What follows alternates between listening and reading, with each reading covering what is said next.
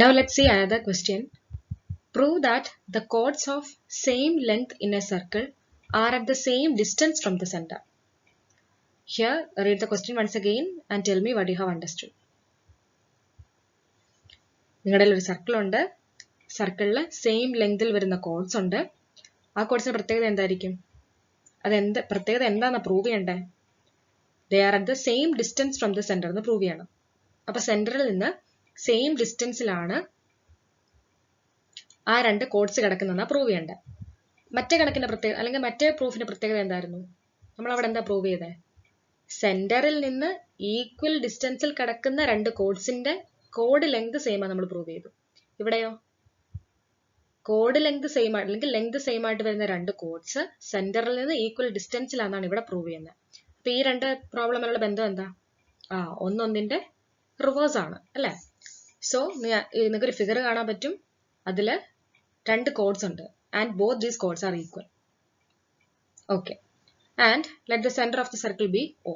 അങ്ങനെ കൂടെ വിചാരിക്കുക. അങ്ങനെ ആണെങ്കിൽ എങ്ങനെയായിരിക്കും പ്രൊസീഡ് ചെയ്യുക?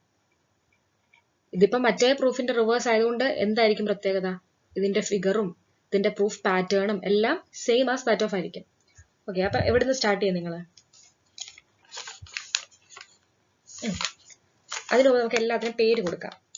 കഴിഞ്ഞ പ്രൂഫില് കോഡ്സിന്റെ പേരെന്തായിരുന്നു? A B C D. ഈ പേര് കൊടുക്കണം നിർബന്ധമൊന്നുമില്ല, ഇഷ്ടമുള്ള പേര് കൊടുക്കാം. പഴയതുപോലെ തന്നെ ആയതുകൊണ്ട് നമ്മൾ ഇതേ ഫോർമാറ്റിൽ അങ്ങ് പോവാന്നേ ഉള്ളൂ. സോ അത് നമുക്ക് തന്നിരിക്കുന്ന കാര്യങ്ങൾ എഴുതാം. So in the figure A B equal to C D. നിങ്ങൾക്കിപ്പോൾ സെന്റർ അറിയാലോ. അടുത്ത കാര്യം എന്താ ചെയ്യേണ്ടത്? നമുക്ക് സെന്ററിൽ നിന്ന് പെർപെൻഡിക്കുലർ ഡിസ്റ്റൻസ് വരയ്ക്കണം ആണല്ലോ. ഓക്കെ, അടുത്ത എന്താ ചെയ്യേണ്ടത്? അപ്പം from the center O, we should draw two perpendicular lines. അപ്പൊ അതിനെ നമുക്ക് M എന്നും N എന്നും പേര് കൊടുക്കാം. അപ്പൊ ഇനി എങ്ങനെ എഴുതാം ഇത്? ഇപ്പം ചെയ്ത construction. from the center O of the circle, OM is drawn perpendicular to AB and ON is drawn perpendicular to CD. അത് കിട്ടിയല്ലോ. ഇത് രണ്ടും പെർപെൻഡിക്കുലർ. ഇനി നിങ്ങൾ ഓർക്കും എന്തിനാണ് പെർപെൻഡിക്കുലർ എടുക്കുന്നത്? അത് നമ്മുടെ പ്രൂഫിന്റെ കൺവീനിയൻസിന് വേണ്ടിയാണ്. റിസൾട്ട് പറയുമ്പോൾ നമ്മൾ ജനറലി പറയാം. കിട്ടിയോ? സോ നമ്മൾ ഇത് രണ്ടും എടുത്തിരിക്കുന്നത് പെർപെൻഡിക്കുലർ ഡിസ്റ്റൻസ് ആണ് എടുത്തിരിക്കുന്നത്, സെന്ററിൽ നിന്ന് പെർപെൻഡിക്കുലർ ഡിസ്റ്റൻസ്. അടുത്ത എന്താ ചെയ്യുന്നത്? ഫിഗർ കംപ്ലീറ്റ് ആയോ? ഇല്ല. ഫിഗർ കംപ്ലീറ്റ് ആവാൻ വേണ്ടി എന്തും കൂടെ ചെയ്താൽ മതി. ഒ എയും ഒ സിയും കൂടെ കംപ്ലീറ്റ് ജോയിൻ ചെയ്യണം. ഇനി അതിനു മുൻപേ ഒരു കാര്യം ചോദിക്കട്ടെ, നിങ്ങൾക്ക് ഇവിടെ എന്താ പ്രൂവ് ചെയ്യണ്ടേ? The chords are at equal distance from centre എന്ന് പ്രൂവ് ചെയ്യണം. അപ്പം എന്താ ഇവിടെ ഈക്വൽ എന്ന് കാണിക്കേണ്ട ആരെയൊക്കെയാ? കറക്റ്റ്. ഒ എമ്മും ഒ എന്നും ഈക്വൽ എന്ന് കാണിച്ചാൽ നമുക്ക് പറയാം ഈ രണ്ട് കോഡ്സും ഈക്വൽ ഡിസ്റ്റൻസ് ഫ്രം സെന്റർ എന്ന് പറയാം. ഇനി അപ്പം പ്രൂഫിലേക്ക് കടക്കുന്നതിന് മുമ്പ് we have to prove that O M equal to O M. ചെറിയൊരു കാര്യം കൂടി ചെയ്താലല്ലേ നമുക്ക് കൃത്യമായിട്ട് കയറാൻ പറ്റുള്ളൂ പ്രൂഫിലേക്ക്. അതെന്താ? Join O A and O C or draw O A and O C. അപ്പൊ എങ്ങനെ ഫിഗർ വരും? അപ്പം ഫിഗർ പഴയ പോലെ തന്നെ കിട്ടി. ഇനി എങ്ങനെ പ്രൂഫ് പ്രൊസീഡ് ചെയ്ത് പോവാ? നമ്മൾ കഴിഞ്ഞ കേസിൽ രണ്ട് റൈറ്റ് ട്രയാങ്കിൾസ് ഒക്കെ എടുത്താണ് ചെയ്തത്.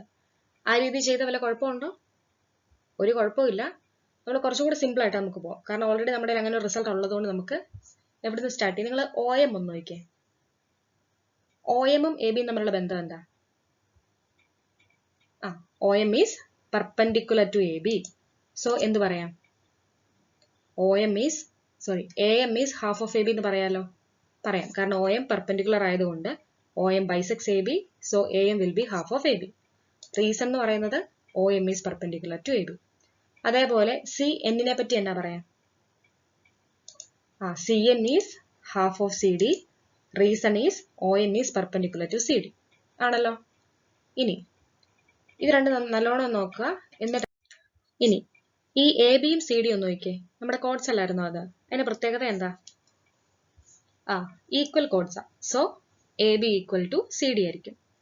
ഇനി A B equal to C D ആണെങ്കിൽ half of A B half of C D എന്തായിരിക്കും? അത് രണ്ടും ഈക്വൽ ആയിരിക്കും അല്ലേ? സോ ഹാഫ് എ ബി എന്ന് പറയുന്നതും ഹാഫ് സി ഡി എന്ന് പറയുന്നത് സെയിം ആയിരിക്കും. അങ്ങനാണെങ്കിൽ ഹാഫ് എ ബി എന്ന് പറയുന്നത് എ എം ആന്ന് കണ്ടുപിടിച്ച് വെച്ചു, ഹാഫ് സി ഡി എന്ന് പറയുന്നത് സി എൻ എന്ന് കണ്ടുപിടിച്ച് വെച്ചു. അപ്പൊ A M equal to C എന്ന് കിട്ടി. This is equation number 1. അല്ലെങ്കിൽ നമ്മൾ ഒ എം വരച്ചത് എങ്ങനെയാ? പെർപെൻഡിക്കുലർ ആയിട്ടാ. അപ്പോഴും automatically half A B A M ആണ്. അത് നമ്മൾ ജസ്റ്റ് ഒന്ന് എഴുതി വെച്ചു എന്ന് മാത്രമേ ഉള്ളൂ. ഓക്കെ, അങ്ങനാണെങ്കിൽ ഇനി നമുക്ക് എന്ത് ചെയ്യാം? ഈ എ എം സി എൻ നോക്കിയേ, നമ്മൾക്ക് ഈ ഫിഗറിലെ രണ്ട് റൈറ്റ് ട്രയാങ്കിൾസിന്റെ സൈഡായിട്ട് വരുന്നതല്ലേ. സോ ഇനി നമ്മൾ എങ്ങനെ പ്രൊസീഡ് ചെയ്യാൻ പോകുന്നത്? We will consider the right triangles, triangle A M O and triangle C N O. ഇനി നിങ്ങൾ ആലോചിക്കുക, അപ്പൊ എന്തിനാ ആദ്യത്തെ സ്റ്റെപ്പ് ചെയ്തതെന്ന്. ശരിക്കും പറഞ്ഞാൽ ഈ റൈറ്റ് ട്രയാങ്കിൾസിന്റെ സൈഡ്സ് ഈക്വൽ എന്ന് നമ്മൾ പ്രൂവ് ചെയ്താണല്ലോ O M equal to O എന്നിലേക്ക് എത്തുന്നത്. അപ്പൊ അതിന് മുന്നേ ഉള്ള ഒരു സ്റ്റെപ്പ് നമ്മൾ ആദ്യം എഴുതി വെച്ചു എന്ന് മാത്രമേ ഉള്ളൂ. ഇത് നിങ്ങൾക്ക് ഇതിന്റെ ഇടയ്ക്ക് ചെയ്യാം. ട്രയാങ്കിൾസ് എടുത്തിട്ട് കൺസിഡർ ചെയ്താലും ശരി തന്നെയാണ്. ഇനി ഓരോന്നായിട്ട് പറഞ്ഞു. ഈ രണ്ട് ട്രയാങ്കിൾസിലും ഏതൊക്കെ equals? O A equal to O C. എന്തുകൊണ്ടാ? റേഡിയസ് ഓഫ് ദ സർക്കിൾ കിട്ടി. അതേപോലെ A M equal to C N. എന്തുകൊണ്ടാ? നമ്മളിപ്പം പ്രൂവ് ചെയ്ത് വെച്ചേ ഉള്ളൂ. ഇത് രണ്ടും റൈറ്റ് ട്രയാങ്കിൾസിന്റെ ടേംസിലൊന്ന് പറയാമോ?